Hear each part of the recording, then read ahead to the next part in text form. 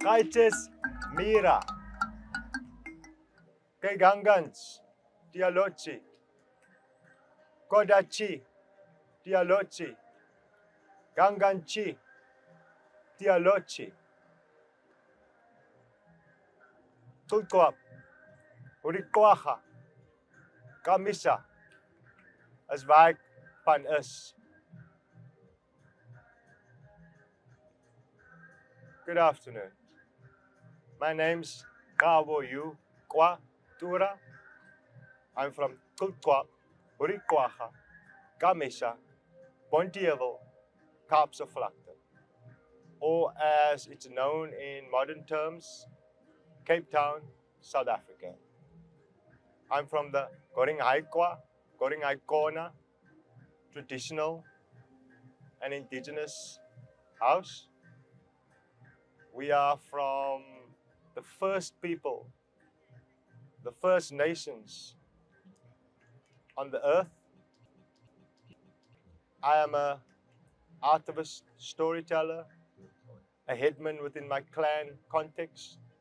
I'm also a writer, a poet, a musician, a cultural cohesion consultant, and I just love creating environments where people can find the likeness. As one of our key or main principles we get taught is every being that is born, every creature on this earth, in this realm, we share more similar attributes as beings. And the saying goes, we are more alike than we are different. So we should first find the likeness in us, what makes us human. And in that ways, we can then celebrate the differences within a healthy, holistic, communal, respectful, dignifying way. So we are more alike than we are different. Every being born into this realm, every creature that walks in this earth. And that's one of our key indigenous traditional principles I live by. I can tell you the story about the bow and the arrow and how the bow and the arrow came about. So the story about the bow and arrow is significant and connects us back to our origins, because without the bow and arrow, we potentially might have not been able to adapt to existing on Earth, and we might not have been able to nurture and nourish and sustain ourselves. So the story about the bow and arrow.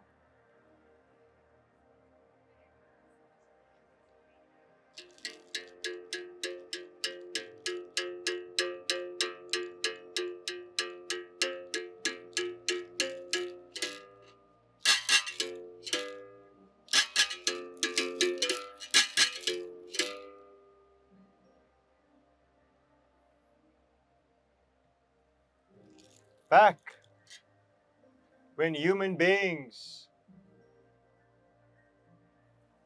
were formed and shaped and molded in the core of the earth, from the magma and the lava and the clay and the waters, life was breathed into us by the rotation of the earth in its elliptic cycle around the sun,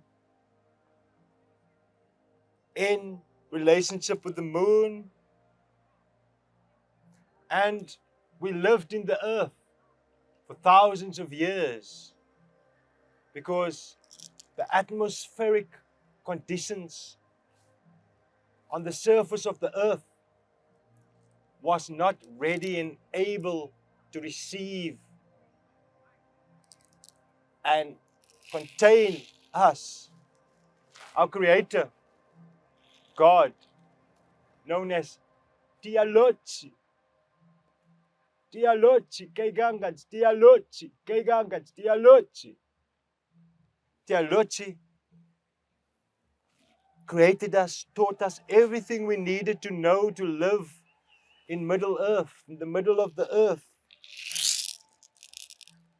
Yet there was something missing. There was something absent. The beauty that Tialochi could feel in its bosom, it could not quite teach the earthlings that it created to appreciate. Because their surrounds were dark, their surrounds were magna, lava, dust, earth. There was light,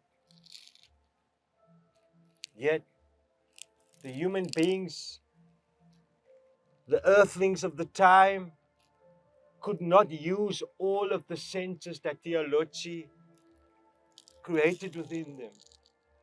Because the smells were the same smells. The smells didn't evoke a sense of euphoria or a sense of belonging or a sense of happiness, because it was just one particular set of smells they could hear. And Tialochi thought, the potential of these beings that I have created, I need to create a new environment for them. And so Tialochi dug himself up like a mole, dug themselves up, broke the surface, and in the place where Tialochi came out, Tialochi pulled up a seed from its belly, spat it out, planted the seed, and this great big tree of life emerged. And Tialochi went from one place to the next, on top of the water, pulled up the magna, the lava, built mountains, built land, and everywhere Tialochi went, he pulled up different seeds and sowed it. Everywhere Tialochi went, sowed the different seeds and fauna and trees and fruit, and he named all the trees and all of, because she knew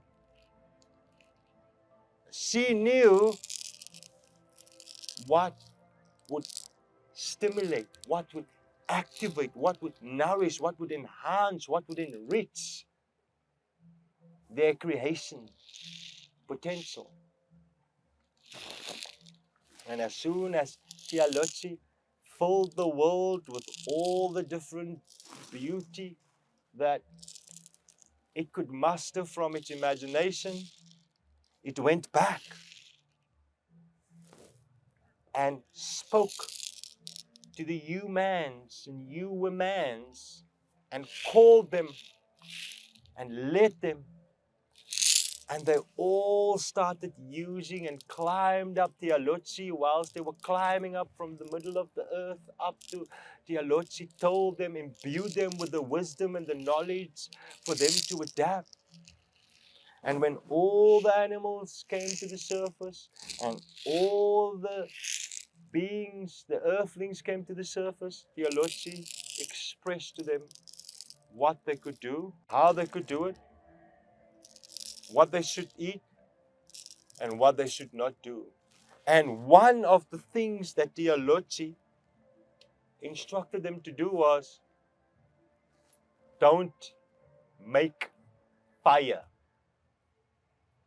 And the human beings, they were celebrated and they rejoiced, and their new world was this amazing creation, and they swam in the rivers, but as soon as night broke, they started feeling cold. The animals and the birds, They easily adapted because they had the furs and the feathers to keep themselves warm, but the human beings did not. And as they were getting cold and they saw it was getting dark, they were starting to get scared, a little afraid, because they were not quite sure what was going on. Because all of their existence, they only knew one type of condition. And one of them decided that he was going to make a fire because he got cold. And even though the others warned, oh, Tialochi said we should not, he said Tialochi is not around. How would Tialochi know? Yet Tialochi was watching them. Tialochi removed itself and placed itself on a mountain peak so that it could directly watch and monitor what the human beings were doing. Because Tialochi warned them, if you break this condition that I have instructed you to follow, you will lose your connection to the animals, you will lose your connection to me. And yet the human beings continued. They made the fire, they were all feeling nice and warm, and as soon as the fire hit a crescendo, the animals got so frightened, the birds got so frightened, they just all ran off into wild, different conditions, and the human beings ended up on their own. Whereas the Alochi instructed them, you need to live in harmony, you need to maintain the harmony we had in the earth. And the human beings now were struggling, because now the animals that lived with them for all these years, that were their friends, now became the enemies. And as soon, or became estranged, not the enemies, they became estranged. And as soon as they made the fire, something else clicked in them. And with the animals running off, the human beings had to find different ways to survive. And one of them realized that the only way for them to survive would be now they need to hunt. So one of them fastened a bow and arrow. And they started hunting, and suddenly they started eating animals, and suddenly the relationship between the humans and the animals started becoming fractured, and then it became calamitous, because now all the animals were extracting themselves from that community. And the human beings went on, and they developed, and strife came. Meanwhile, Theology was watching them, trying to see if they could actually be left as mature creations to exist on the earth and live on their own. And as life evolved, the bow and arrows then became, people started taking land, people started becoming greedy, people started locking off certain access, and when other people tried to let them know that that's wrong, they turned the bow and arrows against the people. They turned it into weapons. And this went on for a while until Theologic came back with thunder and storm and rain and earthquakes to frighten the people back into line. And when Theologic came and saw them and asked them what they were doing, they were so shameful. They were so ashamed. They were hiding. And Theology said, I'm going to start over, all of you. You're going to have to be cleansed from this earth. And Theology sent the storms and the thunders, and they were flooding, and the human beings realized that now they have no one that's protecting them. They will have to protect themselves. And one of the children came up with this idea, a message, a murmuration of memory in their mind. And they said, the reason Theology is so angry with us is we have taken our blessing and we've turned it into a curse. The land is becoming dried up. The animals are being hunted out. We over harvesting, and it just became chaos. And the child said, the bow and arrow After we made the fire, it was the bow and arrow turned against the animals and turned against others that caused the rapture. And the instrument we're using to cause the trauma, we have to find a way to use that same instrument for healing. And so the child took the bow and arrow, turned the bow and arrow around, and so the human beings, and started playing the kahab, the indigenous mouth bow. And that started initiating a frequency. It started initiating an echo of healing. And this is how the people at that time discovered music for healing, discovered sound. And in our indigenous culture, we get taught that if you make a cultural instrument that's going to have a significant impact on how we as a species continue to express ourselves, express our culture, our footfall on the earth, the instrument cannot only have one use. If we're going to use an instrument, a cultural artifact that causes trauma, the same artifact must be used for healing. And the people then, the indigenous people of the earth then, adapted the bow and arrow, because the bow and arrow could be used to survive, the bow and arrow could be used to defend, but also if you turn it around, the bow and arrow can also be used as an instrument for healing. And when Tialochi came back and saw what the earthlings have discovered, playing their music, singing, having animals, who was drawn by the music, by the joy, by the healing vibrations that was now being expressed in the culture, Tialochi came back and blessed the human beings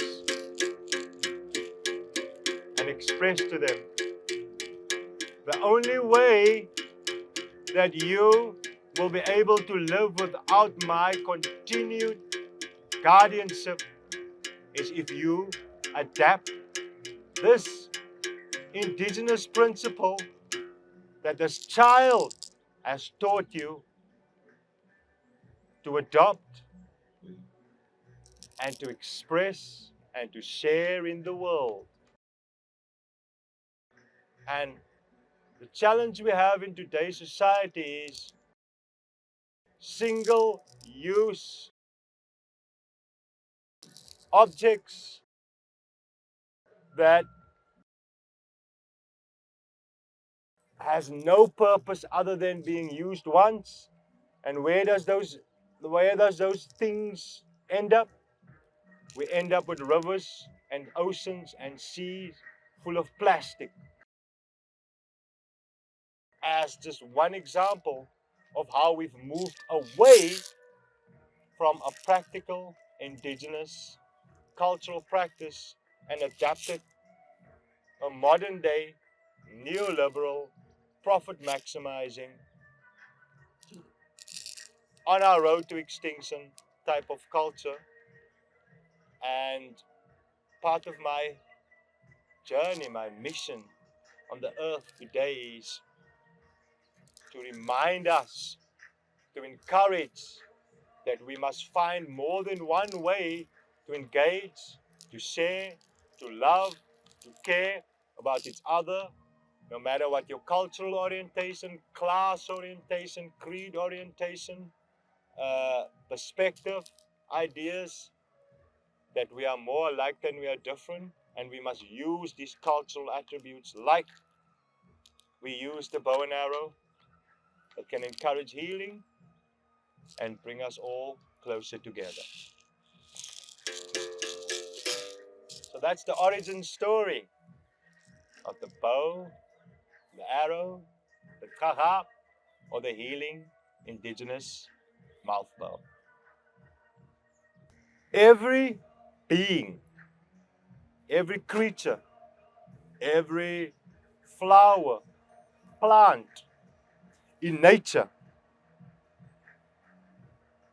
is given and has the right to flourish to its full potential